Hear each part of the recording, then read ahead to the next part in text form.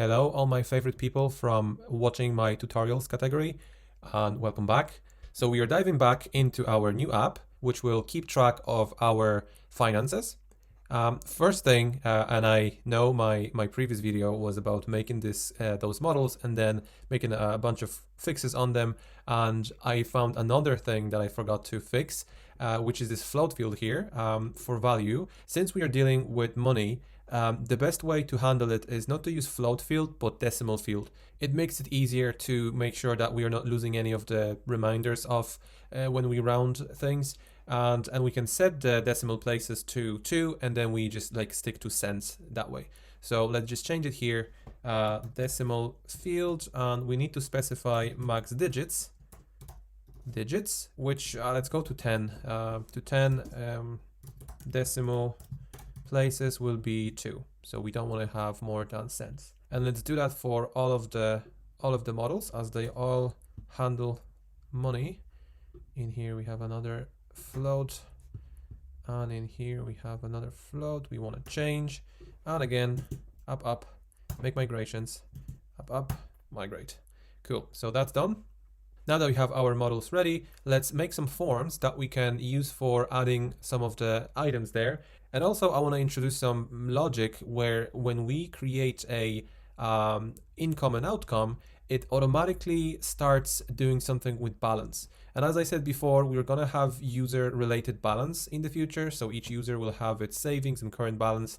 And but for now, because we don't have the user capability yet, we can just kind of assume that this global balance, saving and current balance will be our our own balance. And in the future, we'll introduce the users, and then it will make a bit more sense. Okay, but first things first, let's commit our changes to Git. Okay, so I want this app, this My Finances app, to be using class-based views. Up until now, we were using function-based views because it's easier. It's way better to start with the function-based views. I don't know if your level of understanding of object-oriented programming is good or bad. If you're not very comfortable with classes and objects, basically, it's harder to start with the class-based views because there is a lot of abstraction. Basically, using classes gives us a lot of power, but at the same time it becomes a bit more abstract than just simple functions that just do a thing that you tell it to do. So today we're going to look at a couple of different classes that we can use for our views, and they perfectly encapsulate the needs that we're looking for, where we are talking about managing a database. In Django terms, we're talking here about models. So here we have some generic views, detail and list view, that we can use for looking at detail information about specific items. We can list items using a list view, and then in generic editing views we can also do some creating, updating and deleting here. So let's have a look at the display views, and let's start maybe with the list view. Okay, so it's good to know where it comes from. So here is all the ancestors of this class, and also what kind of methods can we use using this class. And here is an example how to use it, which we are gonna use for our case. Okay, so let's go back to PyCharm. And in our My Finances, let's go to views and let's start making our views in here. So I suppose what we need to do is we need to go to Django views generic. So from Django.views.generic.list import list view. Okay, we don't need this line here. And in here we want to create a class called income. So we have 3 different models. Here is income, here is outcome, and here we have balance. So we need to create a view set for all of them. Okay, so let's start with the income just to see how the class-based views work. So income list view, and it's nice to keep this standardized way of naming your classes. So here is the model name, and then we have the list view as per the class name. And here we are inheriting from list view. So what does the documentation say? We need to specify the model. We can also specify paginate by. So let's go back and specify model is, and we need to import it. So from my finances.models import income. And as you can see, I leave a white space between my imports because I like to keep the libraries and my own packages separately. Okay, income, and also paginate by, say, 100 for now. So that means it's going to just give us 100 items if there are more. So if you have 1,000 of items, it will give you 100 by 100, and you need to set up a front end where you can go left and right between those hundreds. So today I will do very little coding. I'll try to do as little as I can because I want to show you the power of class-based views. You don't have to write that much code. I know it's kind of scary because it's abstracted from you, so you don't feel like you have the full control over your code, but that's the feeling that everyone has at the beginning because there is that abstraction. But then when you learn and you understand what's going on underneath the hood, you're happy that you don't need to write all that code. It's just done, and you know that it's being done underneath the hood, so you don't have to write it again. So this is it for the income list view, at least for today. So let's write a create view so we can create an item and then display it in the list view. Class income create view. And we need to import from generic edit. So I'll take that higher, from Django views generic.edit import create view. Okay, and we put that there. Create view. In here, we also need to specify model.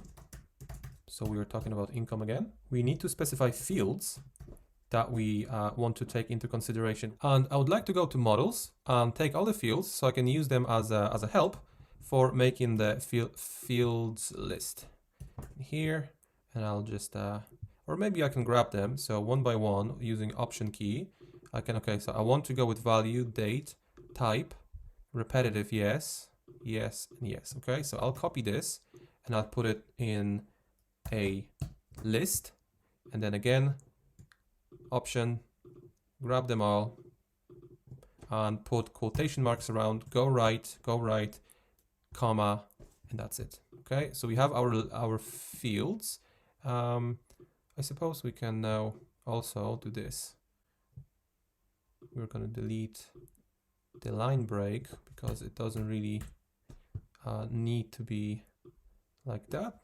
Okay, and now option, command L. We have a nice list of all the fields that we want to use. So the only one that we are not using is created at, which is using the auto now thing. We also need to specify success URL, which needs to redirect us or reverse us to a view that we want to look at after a successful creation. So we need to go to Django URLs. So from Django.urls, import reverse. And in here we want to use reverse. And we don't have that view yet registered in URLs, but I know I will call it this way. My finances, colon, income list. This will be the name of this view. Okay, so I want to go back there after creating successfully a income. So obviously everything requires a URL. So let me just create a URL file in here. Python file urls.py. Add. Obviously every URLs file requires from Django.urls import path. And we also need to import from my finances views import views. Okay, so we want to get the views in here. Then we need to call our app. So give it an app name and call it my finances, obviously. And then we need to create a URL patterns, which is a list of different paths. Okay, and this path will take us to income list slash, and we're taking this views.income list view, and we need to specify this as view method here. So we need to call this method so we create a view like in case of air pollution and views, we didn't have to, URLs, we didn't have to call this as view because this is a view already. Okay, and in here, we have to specify this as view when you're using the class-based view, okay? But that's the only difference. Then we need to give it a name, which will be income list in this case, comma, Control D, and we need to create also income create view and income create. Okay, that should be it. Now we should go to Marek's portfolio and URLs and add that there. So I'll just Command D this line and change this to my finances, and then include my finances URLs, and that's it. So now we have the connection. If we go to our templates now, we can create those templates there. So let's go ahead and create a folder here and call it my finances. And by the way, this time it's pretty important that we call it my finances, and not because we are using class-based views, but because I want to stick to the defaults. I want to show you the power of using the class-based views, where we write a very minimal code where all the defaults are the defaults. We don't change any settings. We just stick to what it is. So basically we make a choice here. Instead of learning in depth how class-based views are built and what are the settings and how to change those settings, we choose, and only for now, to stick to the defaults, and we need to learn those defaults. And one of them in case of templates is that we need to specify this name here, the same name as the name of the app. Okay, so let's create this directory here. And also, because we created two views, let's maybe go there. Let's maybe try to go into those views. So let's go to URLs, and this is the URL path. So income list, let's go there. And we have a small problem here. And I think I know what that is. I forgot that I shouldn't be using the reverse in here because we are not passing any PK in there. So I'm gonna just use reverse lazy, and that's the method I should be using there. Okay, so let's try again, and now it's working. So let's go here and go to my finances / income create. Okay, so what it says is it couldn't find the my finances / income form HTML. So by default, it's looking for this exact path. I already created a my finances folder, and now we need to create this HTML file in there. Okay, so let's go in here and let's create a file called income form HTML. Add, and we can take from another file here, let's say upload, and we can just copy this actually. So I have some framework that I can use. Okay, obviously most of it will go. All this form is not necessary, and that's the beauty of it. And now that we have this empty, let's go back to our documentation, and in CreateView, scroll down. So here we have some, okay, here, that's the part that we need to copy all the way up. So this very short piece of HTML will do all the magic. Okay, Option Command L for beautifying. It looks okay. Let's change this save to maybe submit, and let's go back to the page, refresh, and voila, we have our form ready to go. So let's go back and have a look at the code that we had to write. So we had to write this view in here, which is 4 lines of code plus the import. And then we needed to hook it up in the URLs as per usual. And then we had to put this piece of code, which is again 4 lines of code in HTML. And we have a form that will save items for us just like this. This is amazing. That's the beauty of using class-based views. It does everything for us. It's kind of scary when you lose the control, when you build something in function-based and you had to write every single line of code and you knew where it was at least. Now it's all underneath the hood, but you have an access to it. And the access is in here. You need to read what to do if you want to do something specific. Stack Overflow also helps, so don't worry. The amount of work that you're saving using class-based views is worth it. A bit of discomfort at the beginning. And maybe now it doesn't look very nice, but we can make it look like Bootstrap form, but that in a second. Let's put some numbers in here. So maybe 1500, and this is not perfect. You don't want to put a string in here. You obviously want to have a date picker. That is also very easy to make. Let's put some anything every 1 day. Okay, that would be perfect. Okay, and what happened? Now we're looking for income list HTML that doesn't exist. let's go and build it. And let's maybe just copy and paste this and call it income list. Okay, add, and let's go to income list. That is not what we want.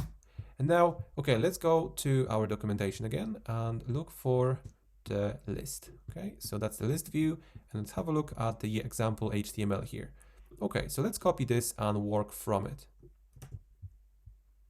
Let's paste it here, and obviously in here it was used as an article. We are looking at incomes, and for income, and again, pay attention to this name. Object list is a default name for an object list passed to a template by class-based view, which gets some query set, which again, as default, is just like all the items found in the specific model. So right now we're looking at all the incomes, and we are iterating using income here. So we can specify this name in the template, but this name, we need to stick to this name unless we want to change it. Find in the documentation how to change it and change it. But object list is a pretty good name.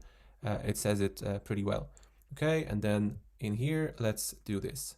This is pretty cool, by the way. I didn't see for an empty thing. This is pretty cool tag. I'm going to use it in the future. So instead of going if object list, then do for loop, else do this. You can do it in for loop instead of that, and that's pretty cool. So no incomes yet, and in here let's just get rid of this, and let's start with income date, and let's format it with date dash income, say type dash income value, and maybe let's put a $sign here, and maybe dash repetitive, and it will tell us if it is repetitive. Income dash. And what we can also do, maybe let's just put that like this.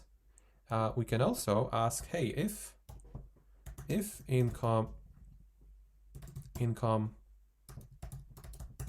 repetitive,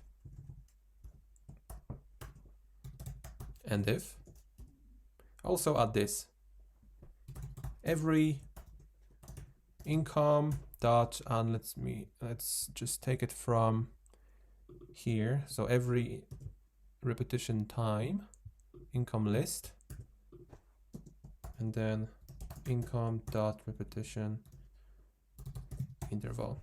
Okay, let's refresh, and we have something. Okay, then let's have a look. We have the date, we have the type, which is 1, and we did set it that way. If you recall, in the models, they are using those choices here, but the value is an integer. So we are getting integers here. The type is an integer. Then we have obviously the value, which is fine. Repetitive true, that's nice. And then every 1, 2, okay? So 1 is the value of, the time, so that's fine. But then again, we get, instead of the interval, we get a number 2. So it's easy to fix. Let's go back to the income list.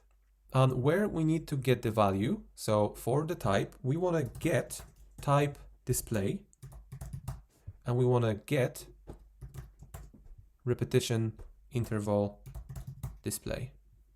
Let's refresh, and now we get the string values. And that's the beauty of using those choices, by the way. Using Django, you just get something display, and you get that as a string instead of a number. But in a database, it just stores a teeny tiny number, which is also easier to manage. Okay, so we have this list. Obviously, we will change it and make it a little bit better. But for now, we can use this. That's fine. So it does work. Let's go back again to income create. Okay, let's again put 2000 date, maybe today again, other. And not repetitive. Okay, submit, and here it is. The same date, other type, 2000, repetitive, false, and it doesn't say every whatever because we put this if statement there. Cool, pretty cool. Obviously we need to put that in here, but in 1 second. Let's focus on the views now. So let's go back and let's go to views py. And let's continue. I would like to put our detail view so underneath the list view. I like this flow where we have the list and then the detail, and then we create, update, and delete.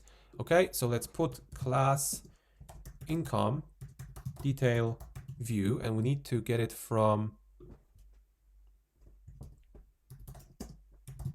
Django views generic dot detail import detail view. Okay, we put it in here.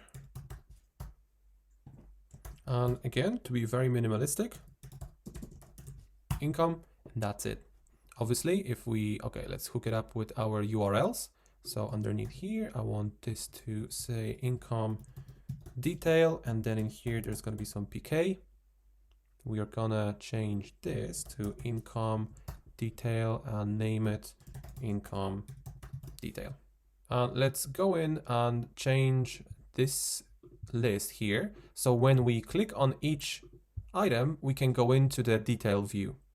So let's go just one lower, href, and that's going to be the URL for my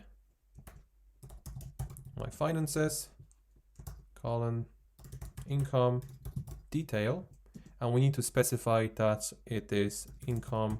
So we are passing this income PK. You can put ID in here, doesn't matter, because by default, again, we're sticking to default. The primary key, PK, is an ID in case of income. If we specify that we want something else to be the primary key, we can use that or the PK. But let's stick to PK. Okay, and we're gonna just take this, cut, paste, option, command L, and voila. Okay, let's go back and refresh, and we have our links. So let's go to the first one, and obviously what's missing? The detail HTML. Okay, so let's copy and paste, income detail, add, and this one is going to be slightly different. Obviously it won't be perfect, but let's call this income and the ID maybe. And again, what do we need to use here? You need to know, because that's the default, so you need to find it somewhere. And by the way, probably if we go here, it's pretty easy to find. No, here. So let's go to DetailView and scroll down and check in the HTML. They're using the default object. So the object is the thing that is being passed when you go to the detail view. This is the object that we're looking at, and whatever fields it has, then we tap into them. Okay, so let's go and use our object. And let's use the ID or PK if you want. You can use PK. Obviously, we are not looking at a for loop anymore. So let me just delete those lines here. And we can list out the fields using this UL here. Okay. So let me just maybe leave that one for the reference. Date. And we can take this date from here.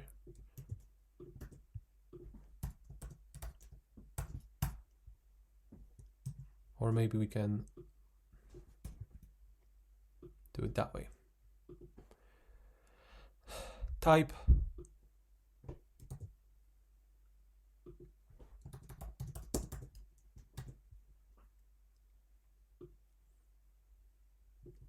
Value.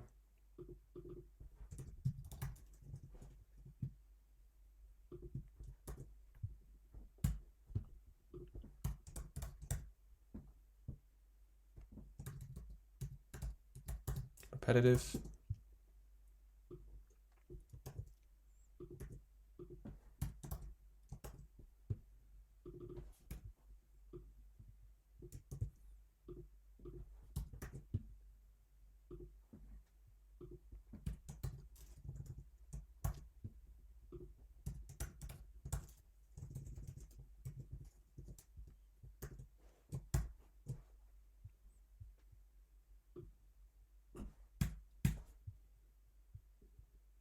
Okay, that should be it. So we have our date, type, value, repetitive, and if it is repetitive, then we get every whatever time. So let's go and refresh. Income detail is missing. Income detail, okay. Detail, and that's why it's nice to copy and paste things. And voila. So if I go back to our income list and click on specific item, we get the details of that item. So what if we want to edit an item? So let's go here and in views, and I like to keep it underneath the creation because that's the kind of flow that you would expect. Underneath here, class, income, update, view, and we want to take the update view from here. Let's go down and use update view. Model, obviously. Fields we can steal from here. And success URL also we can steal from here. So it's going to be very similar to what it was, but we need to have a separate view for it. We obviously need to hook it up here. So let's go underneath create. We want to do income update, income update, and income update view. And then we need to use this name in our detail view. So let's go underneath our UL and in here create a very simple href URL for my finances colon income update, and we need to pass again the object.pk. Close that and update. Let's go back to our view. Yes, I forgot in the URLs to add that PK here. It's good to make a mistake so you can see what kind of stuff you can expect. So let's refresh now. Now we have this nice update and voila. So it pre-populates all the items here. So then if you want to say, actually it is repetitive and it's going to be every year and it's going to be every year. Okay, and now it is changed. Let's try to income create, and let's create another one, maybe 3000, same date. Let's make it a gift, and let's say I want to make it repetitive, but I forgot about the values here, and it seems like something weird is happening, like true every NA, what's going on? Forgot about making it specifying the interval, so I'm gonna say it's every week and every 3 weeks. Okay, now it works. So the last piece would be the delete view. So let's go back to views, and probably in here we want to do class income delete view, and obviously we need to take it again from edit. So delete, and by the way, I like it in alphabetical order. Delete view. Okay, and pass it here. Delete view. Model again. Income. And what else do we need to use there? Let's have a look here. So let's scroll down to delete view. All we need is the success URL. So we can take it from, probably we want to take it from here. Yes, it doesn't really matter. I actually want to change one thing there. So, but let's just, let's keep it here like this. So let's hook this up, and let's go here and the income delete. Copy this, paste it here. Income delete, and let's try to get in there. So let's go to a detail view, and instead of detail, let's replace it with delete. Enter. What it's looking for is income confirm delete. Okay, so let me just copy it so I don't make another typo. And let me just copy and paste. Yeah, copy and paste, and then just paste. Okay, sorry. So I need to delete. Copy this. Paste it. Okay. And sure. I suppose the better HTML would be from the income. So let's take it from here. Just this. And we need the HTML from the documentation. Paste it. Are you sure you want to delete object and input confirm? Let's go here, refresh. Okay, are you sure you want to delete? And that's the string representation of our object, which is income object. This is the ID, confirm, boom, and it's gone. And so let's add that there. So let's go to detail, duplicate this, income delete.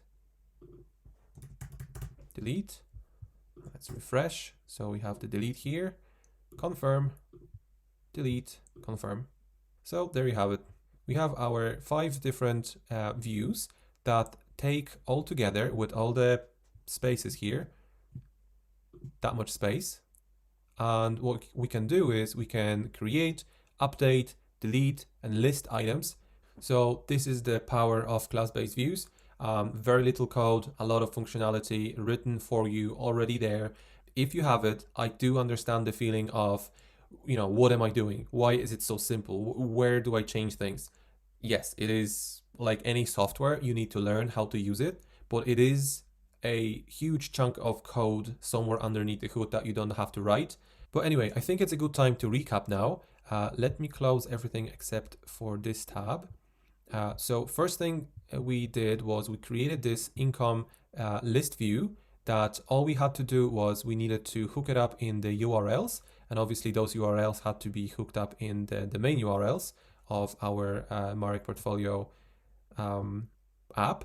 But then having that there, we needed to create a very simple HTML that basically takes this object list. By default, it's called object list, and it goes through it and do whatever, you know, this is pretty standard thing. You just go through items and you take certain fields and you do whatever you want with them.